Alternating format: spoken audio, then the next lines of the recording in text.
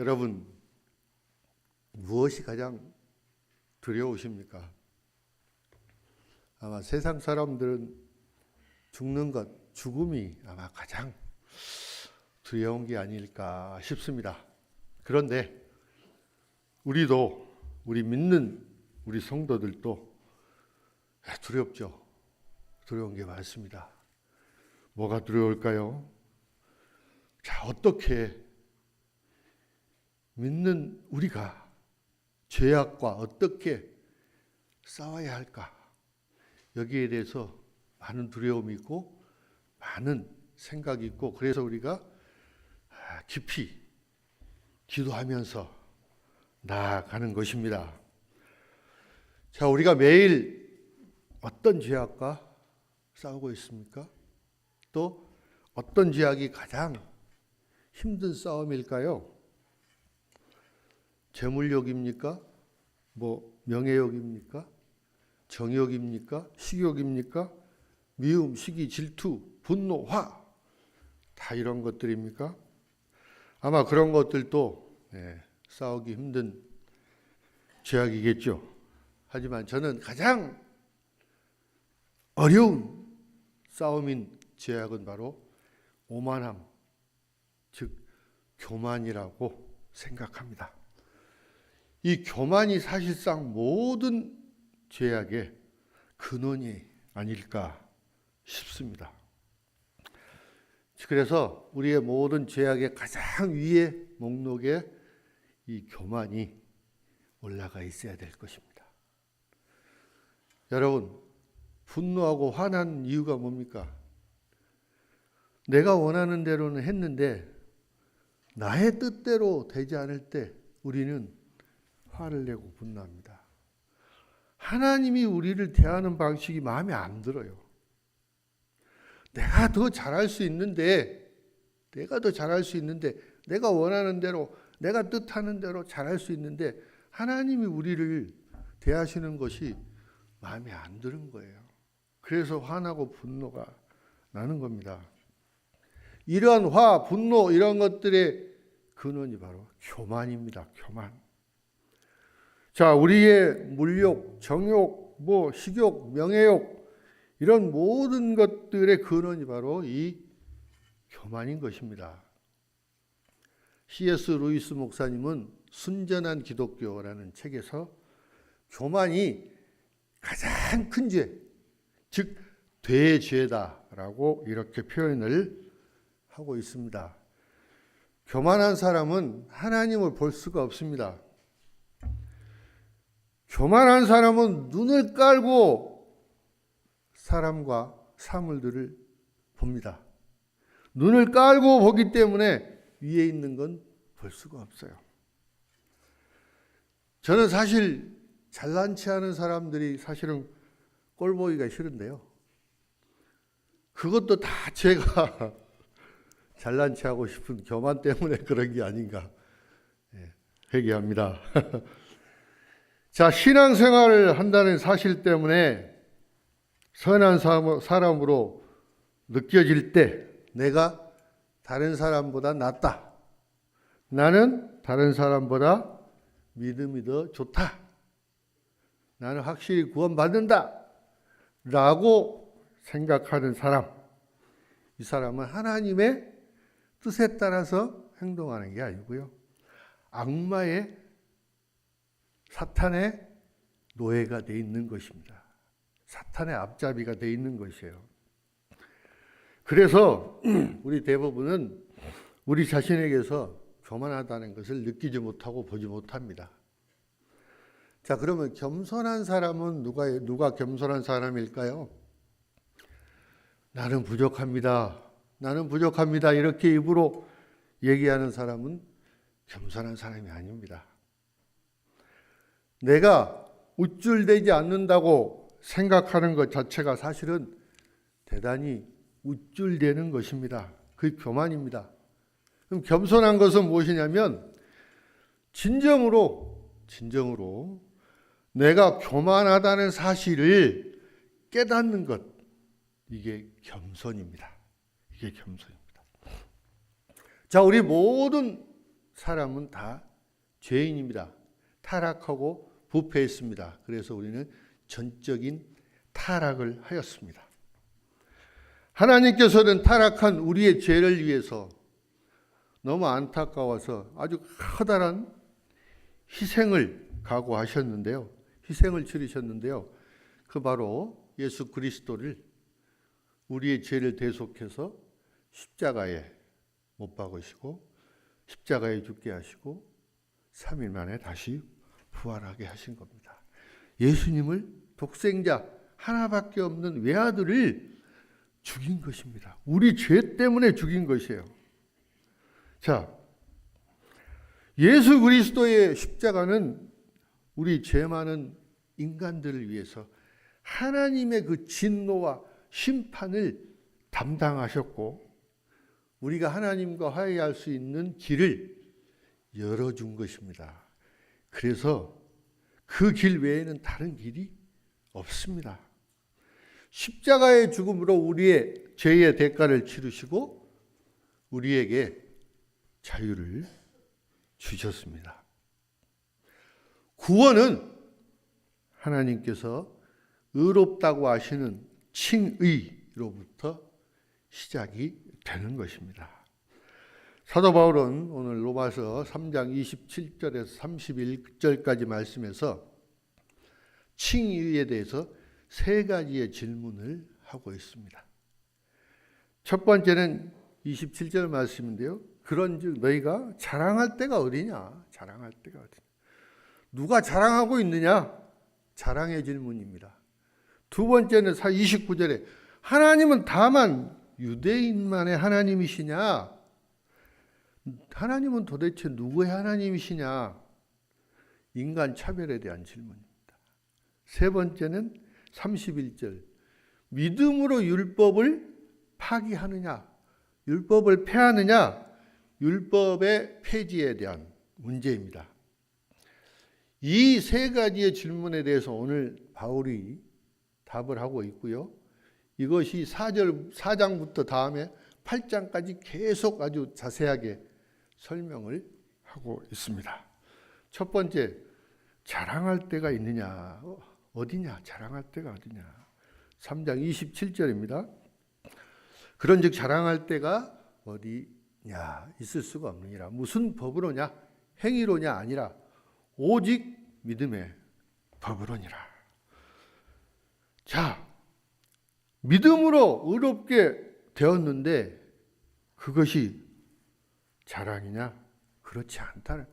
믿음으로 의롭게 되었지 너의 공로로 너의 선행으로 의롭게 된 게 아니라는 겁니다. 그래서 자랑할 게 없다는 거예요. 자, 율법의 행위를 가지고 자랑하는 사람들이 유대인들입니다. 유대인들은 하나님으로부터 선택받은 선민이고요. 토라, 율법을 가졌고요. 또 안식일을 잘 지켰고요. 또 율법적인 행위, 그런 종교적인 행위에 대해서 아주 잘 지켰다고 자부를 하고 그것이 자랑거리라고 생각을 했습니다. 자, 그러나 여러분, 하나님과의 언약의 관계는 그 유대인들의 그런 종교적 행위, 그런 율법적 행위가 아닙니다. 오직 믿음으로 나타나는 것이 바로 하나님과의 언약적인 관계입니다. 자, 사람들의 외부적인 유대인적인 어떤 표시가 아니라 예수를 믿는 믿음으로 의롭다고 선언되었습니다. 오직 믿음으로 의롭게 된다는 이 칭의는 자랑할 것이 아니고 그 하나님의 법을 확립하는 아주 유일한 교리가 바로 칭의입니다. 자, 미국의 그 프로농구 NBA에 마이클 조던이라는 선수가 있었습니다. 등번호 23번 달고 있었던 아주 실력이 대단히 뛰어난 그런 선수였는데요. 이 선수가 하루는 경기에서 69점을 한 경기에서 땄습니다. 근데 같은 선수 중에 스테이시 킹이라는 선수가 있었습니다. 그 선수는 딱 1점을 했습니다. 1점. 한 경기에 69점이라는 신기록을 세웠는데요. 이 스테이시 킹이라는 선수가 경기가 끝나고 나서 경기는 117대 113으로 이겼습니다.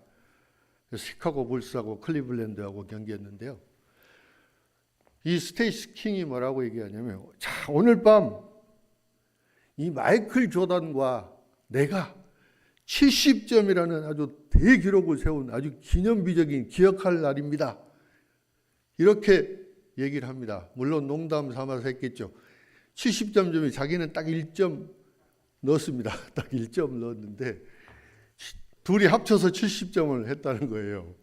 자, 우리도 마찬가지입니다. 우리는 어떤 구원에 대해서도 우리의 조그마한 선행이나 우리의 조그마한 공로로 거기에 이렇게 끼어가려고 묻어가려고 하는 그런 속성이 있습니다. 자, 하나님께서 나를 왜 구원했겠습니까? 하나님이 아무리 그래도 내가 하는 선행이나 나의 공로를 조금이라도 하나님이 인정해주고 보셨기 때문에 그 많은 사람들 가운데 저를 골라내셨을 거 아닙니까? 이렇게 자기를 자랑을 합니다. 자기의 믿음을 자랑을 해요. 이런 사람을 우리는 자랑 중독자 또는 선행 중독자 이렇게 말을 합니다. 자, 사도 바울은 로마서 3장 24절에서 우리가 하나님의 은혜로 값없이 의롭다함을 받는다는 그 교리의 중요성에 대해서 강조를 합니다. 칭의의 교리는 우리의 공로나 우리의 착한 행실로 우리의 행위로 이루어지는 것이 아니고 전적인 하나님의 은혜로 우리가 받는 것입니다. 받는 것이요. 이 교리를 우리가 제대로 이해를 하면 우리의 교만은 한순간에 아마 꺾이고 말 것입니다. 자, 그러면 자랑할 곳이 어디냐? 도대체 어떤 법으로 자랑을 하느냐? 행위의 법이냐 아니면 오직 믿음의 법이냐? 행위의 법이 아니고 믿음의 법으로 우리는 자랑을 한다는 것입니다. 우리는 사람이 율법의 행위와 상관없이 믿음의 법으로만 의롭게 되는 것입니다. 자, 유대인들은 율법을 자랑을 했습니다. 그들은 율법을 잘 지켰고 금식도 했고요, 기도도 했고요, 안식일도 잘 지켰고요, 여러 가지 종교적인 의식, 이런 율법적인 그런 의식들을 잘 행해왔고요. 또 뭐 박하나 회양 근체 같은 거에 대한 11조도 잘 바쳤습니다.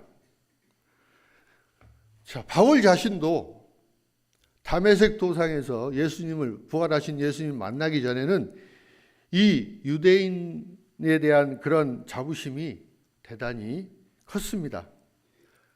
C.S. 루이스 목사님은 경쟁이 교만의 본질이라고 말씀하고 있습니다. 사람들은 다 마찬가지입니다. 자신이 다른 사람보다도 조금이라도 낫다고 생각하면은 자랑을 하고 싶어가지고 못 배기는 그런 성격들이 다 있습니다. 사도 바울도 빌립보서 3장 5절에서 6절 말씀해 보시면 나는 8일 만에 할례도 받았고 이스라엘 민족의 일원이고 베냐민 지파의 일원이고 또 히브리인 중에 히브리인이었습니다. 율법으로는 바리새인이었으며 열심으로는 교회를 박해했고 율법에 있는 의로움으로는 흠이 없는 사람입니다. 이런 자부심을 가지고 살았습니다. 그런데 다메섹 도상에서 기독교인을 핍박하고 잡으러 가는데 과정에서 다메섹 도상에서 부활하신 예수 그리스도를 만나서 회심을 하게 되고 완전히 사람이 달라졌습니다. 바울은 예수 그리스도를 만났을 때 자기의 과거의 모든 것들, 생각들 이런 것들이 다 배설물이라고 여겼습니다. 빌립보서 3장 9절 말씀 한번 같이 읽겠습니다. 그 안에서 발견되려 함이니 내가 가진 은은 곧 믿음으로 하나님께로부터 난 의라. 자, 만일 우리가 우리의 행위와는 별개로 믿음으로 의롭다함을 받았다면 우리는 자랑할 것이 없습니다. 자랑할 것이 아무것도 없어요. 에베소서 2장 8절과 9절 말씀에도 이런 말씀을 하고 있습니다. 너희는 그 은혜에 의하여 믿음으로 말미암아 구원을 받았으니 이것은 너희에게서 난 것이 아니요 하나님의 선물이라. 행위에서 난 것이 아니니 이는 누구든지 자랑하지 못하게 함이라. 자랑하지 못하게 한 것입니다. 자, 우리가 교회에 등록하고 매주 예배에 참석하고 또 세례를 받고 성찬식에 참여했다고 우리가 구원받았다고 말할 수 있습니까? 자, 하나님과의 올바른 관계를 맺기 위해서는 이런 일을 한 자체가, 이런 일을 했다고 내가 자랑스럽게 여기는 자체가 그게 교만입니다. 그게 교만이고 하나님과의 관계를 무너뜨리는 그런 것이 될 수가 있습니다. 하나님과 멀어지게 할 수도 있습니다. 모든 선행이나 모든 종교적 의식을 제쳐두고 오직 예수 그리스도만 믿고 신뢰해야 우리가 구원을 받는 것입니다. 두 번째 29절 말씀은 하나님은 다만 유대인의 하나님이냐 이렇게 묻고 있습니다. 같이 읽겠습니다. 하나님은 다만 유대인의 하나님이시냐 또한 이방인의 하나님은 아니시냐 진실로 이방인의 하나님도 되시느니라. 30절에는 할례자도 믿음으로 말미암아 또는 무할례자도 믿음으로 말미암아 의롭다 하실 하나님은 한 분이시다. 하나님은 한 분이시라는 거예요. 하나님은 한 분이세요. 한 분. 할례를 받았든 안 받았든 믿음으로 의롭다고 하는 것은 바로 하나님의 은혜이고 누구에게나 똑같이 적용이 되는 것입니다. 차별이 아닙니다. 누구에게나 똑같이 주어지는 것입니다. 하나님은 한 분이시다라고 하는 것은 구원의 길도 오직 하나라는 의미입니다. 그렇죠. 칭의에 대해서 구원에 관해서 또 죄사함에 관해서도 모든 사람들에게 각각 다 다른 방법이 있는 건 아닙니다. 우리 하나님 따라 있고 너네 하나님 따라 있고 뭐 이 사람 하나님 따로 있는 게 아니에요. 오직 하나님은 한 분이시고 하나님으로 인해서 우리가 구원받는 길도 오직 하나입니다. 유대인도 마찬가지고 이방인도 똑같은 그 한 가지 하나의 길밖에 없습니다. 구원의 길은 오직 하나뿐입니다. 하나님은 오직 한 분이시고 또 의롭게 여기는 방법도 오직 하나이기 때문에 모든 사람은 차별 없이 똑같이 구원을 받게 되는 것입니다. 신명기 6장 4절 말씀을 보겠습니다. 이스라엘아 들으라. 우리 하나님 여호와는 오직 유일한 여호와이신. 쉐마 들으라. 우리 하나님 여호와는 오직 유일하신 여호와이시니라. 우리 하나님은 오직 한 분이시라는 거예요. 하나님이 한 분이시라면 그분은 하나님은 유대인의 하나님일 뿐만 아니라 이방인의 하나님도 되셔야 됩니다. 유대인 하나님 따로 있고 이방인 하나님 따로 있어. 하나님은 두 분이 계셔야 되는데 그렇지 않습니다. 오직 하나님은 한 분이시라는 겁니다. 그리고 우리는 믿음으로만 의롭게 되는 것입니다. 구원의 길은 오직 믿음으로 우리가 의롭게 되는 데서 시작이 되는 겁니다. 자, 자유주의 기독교인들 요즘 보면 이런 얘기를 합니다. 산에 올라가는 길은 많이 있다. 다양하게 있다. 산 정상에 올라가는 방법도 여러 가지 길이 있다. 길이 여러 가지가 있다. 그래서 이런 여러 가지 길이 있기 때문에 다양한 종교에서 우리를 구원해 줄 수 있는 그런 종교들이 다양하게 많이 있다. 이렇게 주장하는 기독교인들도 있습니다. 그런데 여러분, 하나님은 오직 한 분이시고 구원의 길도 오직 하나라는 것, 우리가 잊어서는 안 될 것입니다. 자, 그래서 또 많은 사람들은 그런 얘기를 하죠. 저도 그런 질문을 가끔 받습니다만은, 우리 기독교인들에게 너희들은 너무 편협적이고 편파적이고 편견이고 편향적이고 너무 관용이 없다, 뭐 이렇게 물어보는 사람들이 있는데, 그것이 바로 성경의 가르침이고 하나님의 가르침입니다. 그게 바로 예수님의 가르침이고, 그게 바로 베드로의 가르침이고, 바울 사도의 가르침이고, 모든 사도들의 가르침입니다. 이것이 바로 기독교의 역사적인 믿음이고, 기독교 교리에서 예수 그리스도 외에는 다른 구원의 길이 있을 수 없다는 영원한 진리일 것입니다. 구원의 길이 오직 하나뿐이라고 사도 바울은 강하게 주장하고 있는 것입니다. 세 번째 31절입니다. 믿음으로 율법을 파괴하느냐, 같이 읽겠습니다. 그런즉 우리가 믿음으로 말미암아 율법을 파괴하느냐, 굳게 세우느니라. 자, 율법에 대한 질문입니다. 바울 선생, 당신은 믿음으로 모세의 율법을 지금 무효화하고 있지 않습니까? 하나님의 율법을 무효화하고 있지 않습니까? 하나님의 명령을 무효화하고 있지 않습니까? 은혜가 넘치도록 사람들이 가서 방탕한 삶을 살고 죄를 지으라고 제안하고 있지 않습니까? 순종이 중요하다고 중요하지 않다고 제안하고 있지 않습니까? 이렇게 반박을 합니다. 그리고 바울 선생, 거룩함이 그리스도인의 삶의 필수적인 부분이 아니라고 말하고 있지 않습니까? 기독교인은 행위가 들어갈 자리가 전혀 없습니까? 이렇게 반박을 하고 있습니다. 여러분, 율법은 그 거울과 마찬가지라고 말씀을 드렸죠. 거울에 보면 내 얼굴에 묻어있는 더러운 것을 볼 수는 있습니다. 하지만 거울이 내 얼굴에 있는 것을 지워주지는 않습니다.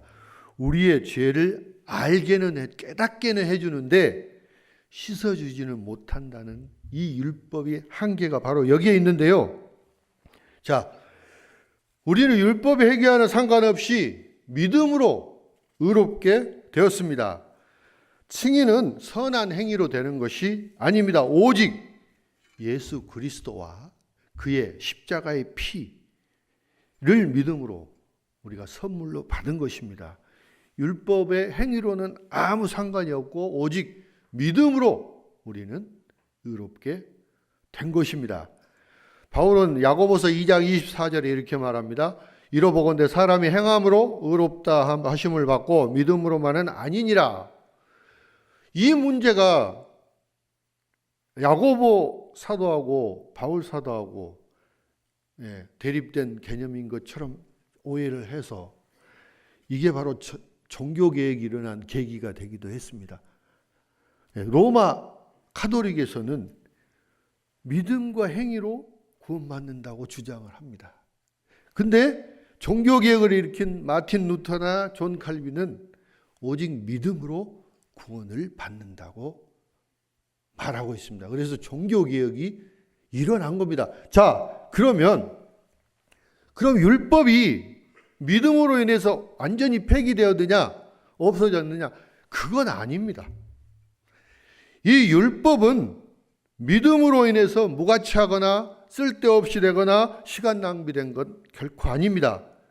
이 믿음을 통해서 율법은 그 모세 율법이 성취되었고 그 목적을 달성을 한 것입니다.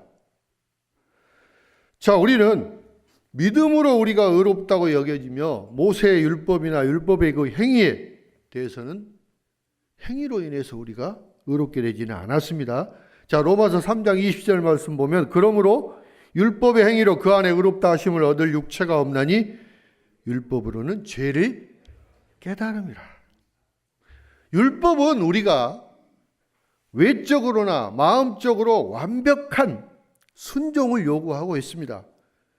자, 그런데 이 세상에 그런 사람은 단 한 사람도 존재하지 않습니다. 모든 거 율법대로 행할 수 있는 사람 아무도 없어요. 아무도 없습니다. 그래서 율법을 우리가 지킴으로써 구원받을 수 없는 것입니다. 율법의 목적은 우리를 구원하는 것이 아닙니다. 우리의 죄를 보여주고 우리가 행위로 구원받을 수 없다는 것을 깨닫게 해주는 게 율법입니다. 근데 이 율법이 예수 그리스도의 십자가의 죽음으로 인해서 완전히 이게 완성이 된 겁니다. 율법이 폐기된 게 아니고 완성이 되고 그 목적이 달성이 된 겁니다. 그래서 그러면 율법이 그러면 언제 또 필요하냐? 우리가 구원받은 후에 성화 단계, 성결의 단계로 가기 위해서는 이러한 율법적인 이러한 행위가 필요한 것입니다.